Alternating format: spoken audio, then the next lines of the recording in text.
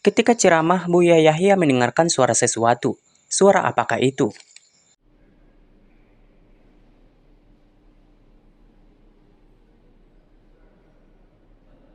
Ada yang berbicara?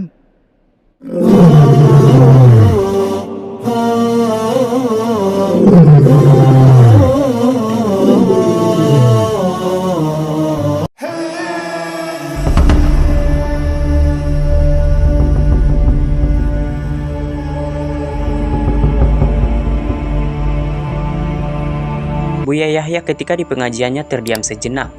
Pasalnya pada saat itu, ia mendengarkan suara sesuatu.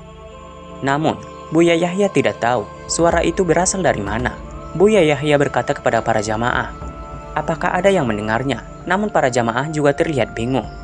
Buya Yahya pun bertanya kepada para panitia, apakah ada orang di atas tingkat? Namun panitia pun memeriksa dan berkata tidak ada. Terlihat pada saat itu, Buya Yahya dan para jamaah kebingungan. Namun karena hal itu juga, Buya Yahya pun memberikan ilmu serta nasihat.